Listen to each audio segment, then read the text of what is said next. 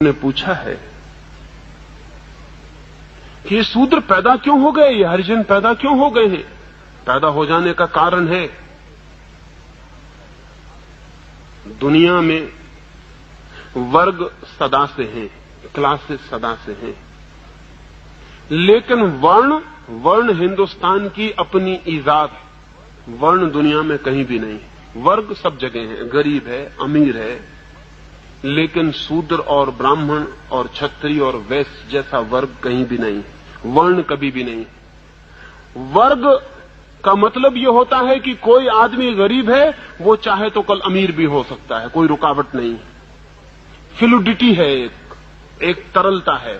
अमीर गरीब हो सकता है, गरीब अमीर हो सकता है। हिंदुस्तान ने एक बहुत चालाकी का काम किया। उसने गरीबी और अमीरी के बीच फ्लूइडिटी, जो तरलता थी, वो खत्म कर दी और उसने निश्चित वर्ण पैदा कर दिए। वर्ण का अर्थ है ठोस हो गया वर्ग जिसमें बदलाहट नहीं हो सकती, जम गया वर्ग, फ्रोजन क्लास।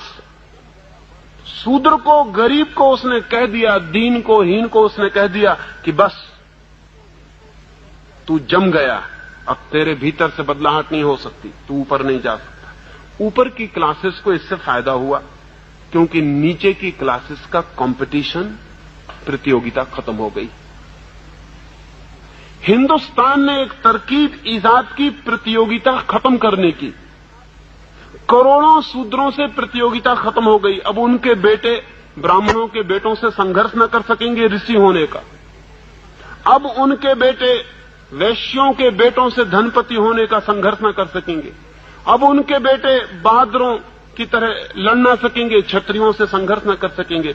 एक बड़े वर्ग को, नीचे के विराट वर्ग को हमने बिल्कुल जमा दिया और द्वार बंद कर दिए। अब तुम कहीं आ ना जा सकोगे। ऊपर के वर्गों को लाभ हुआ। फिर क्रमशः हम जमाते चले गए। शूद्र के बाद वैश्य को हमने जमा दिया और उससे कह दिया धन तेरी दुनिया है, इससे आगे तू नहीं बढ़ सकता। यश और ज्ञान तेरी दुनिया नहीं। क्षत्रिय को कह दिया कि यश तेरी दुनिया है, लेकिन ज्ञान तेरी दुनिया नहीं है। और सबके ऊपर वो जो ज्ञानवान है, वो जो पंडित है, वो जो ब्राह्मण है, वो बैठ गया। ये वर्ग जमा दिए, इससे प्रतियोगिता खत्म हो गई और समाज जड़ हो गया। हिंदुस्तान को वर्ण से जितनी मृत्यु मिली, जितनी जड़ता मिली, उतनी किसी और चीज से नहीं मिली। इसका फिर परिणाम अनंत रूपों से घातक हुआ। हिंदुस्तान पर हमला हुआ। हिंदुस्तान पर हमला हुआ तो शूद्र ने कहा हमें क्या मतलब है, शूद्र को क्या मतलब है। भंगी भंगी रहेगा, चाहे मुसलमान दिल्ली में बैठे कि हिंदू बैठे कि अंग्रेज बैठे, भंगी में क्या फर्क पड़ने वाला है। भंगी भंगी रहेगा। भंगी ने कहा हमारा भाग्य तो तय है, तो कोई भी राजा हो हमें क्या हानि है, हम तो अपने चलते चले जाएंगे, जो हम करते हैं करते चले जाएंगे। हिंदुस्तान की विराट जनता वर्णों के कारण हिंदुस्तान के जीवन में अरुचि से भर गई, विरागपूर्ण हो गई। हिंदुस्तान कभी गुलाम ना होता अगर हिंदुस्तान में शूद्र ना होते। हिंदुस्तान कभी गुलाम ना होता अगर हिंदुस्तान में वर्ण ना होते। हिंदुस्तान की वर्ण व्यवस्था ने हिंदुस्तान में ऐसे तबके बांट दिए कि एक आदमी को कोई जरूरत न रही चिंतित होने की। सिर्फ थोड़े से लोगों को चिंतित थी, क्षत्रियों को, कि हम अपने राज्य को बचाएं, बाकी पूरे देश को कोई प्रयोजन न था। गरीब को क्या प्रयोजन है अमीरों के झगड़े से? कोई प्रयोजन नहीं है। वही तो अभी भी हो गया, फिर से वही हो गया।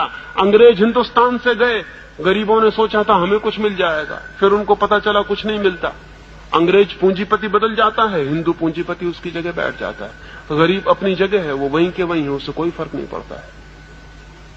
अमीरों के झगड़े हैं, ऊपर के झगड़े हैं, नीचे के आदमी को क्या मतलब है। ये हिंदुस्तान के हजारों वर्ष के शूद्रों की वर्ण व्यवस्था की टूट ने ऐसी स्थिति जमा दी कि हिंदुस्तान में कोई सामाजिक धारणा, कोई राष्ट्र, कोई नेशन, कोई भी पैदा नहीं हो सका। लेकिन जो लोग इनके विरोध में खड़े हैं वो भी मौलिक आधारों के विरोध में नहीं है। गांधी जी चाहते थे कि अछूत मिट जाए, लेकिन गांधी जी कर्म के सिद्धांत के संबंध में एक शब्द विरोध में नहीं बोले। और शायद आपको ख्याल में भी ना हो कि हिंदुओं ने जो व्यवस्था की है, हिंदुओं का दिमाग इतना सिस्टम मेकर रहा है, उन्होंने इतनी व्यवस्था की है सिद्धांतों की। सिद्धांतों के मुकाबले सिद्धांत बनाने के लिए हमसे बढ़िया लोग दुनिया में खोजने मुश्किल है। हम ऐसे गजब के सिद्धांत बनाते हैं, हम इतने कुशल हैं सिद्धांत बनाने में कि जिसका कोई हिसाब नहीं। शूद्र हमने ऐसे ही खड़ा नहीं कर दिया, हमने पूरी मनोवैज्ञानिक दार्शनिक पृष्ठभूमि बनाई। हमारा कहना यह है कि जो आदमी जैसे कर्म करता है वैसा उसे जन्म मिलता है। शूद्र वे हैं जिन्होंने पाप किए, वो शूद्र वर्ग में पैदा होते हैं। ब्राह्मण वे हैं जिन्होंने पुण्य किए हैं, वो ब्राह्मण वर्ग में पैदा होते हैं। पिछले जन्मों में जिन्होंने जैसे कर्म किए हैं उनके 4 विभाजन, और उन 4 विभाजनों में लोग पैदा होते हैं। इसलिए शूद्र भी बेचारा राजी हो गया, उसने कोई बगावत नहीं की।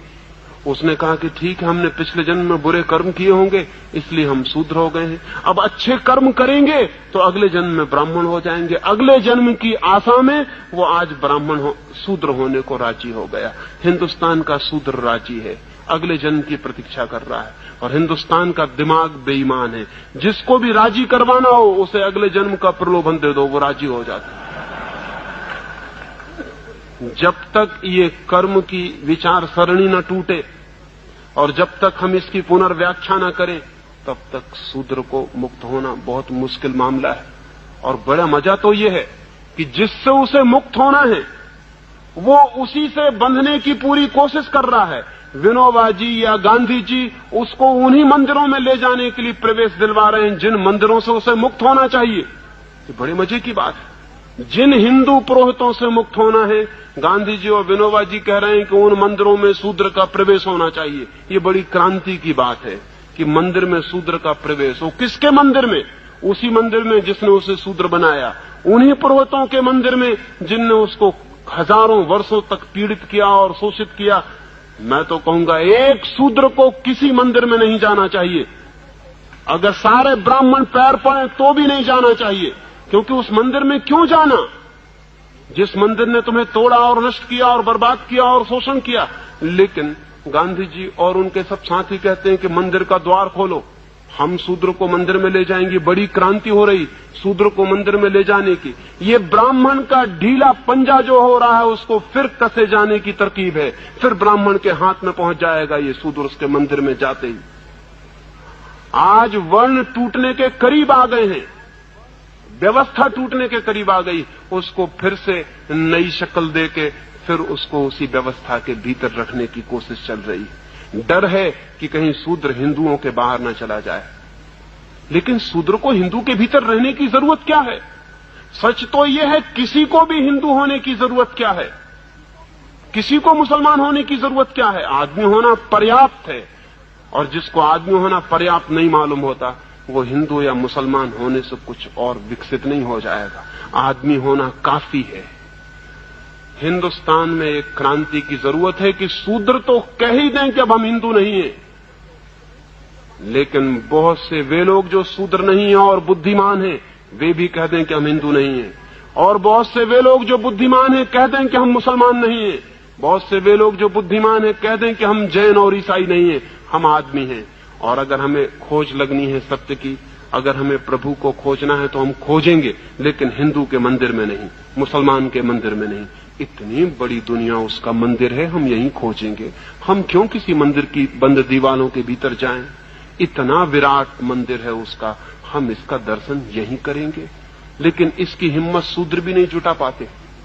वो भी कहते हैं हम हरिजनों को अधिकार दो, हम हरिजनों को जगह दो, मंदिर का द्वार खोलो, हम भीतर प्रवेश करेंगे। तुम किससे अधिकार मांगते हो? और ध्यान रहे, अधिकार मांगने वाले कभी भी स्वतंत्र नहीं हो सकते। अधिकार मांगने वाले कैसे स्वतंत्र हो सकते हैं? जिनसे अधिकार मिलेंगे वे उनके परतंत्र बने ही रहेंगे।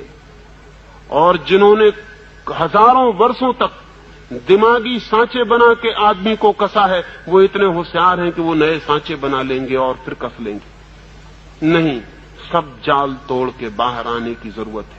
किसी हिंदू मंदिर में किसी शूद्र को जाने की जरूरत नहीं, और किसी शूद्र को अपने को हरिजन कहने की जरूरत नहीं। आदमी कहना काफी।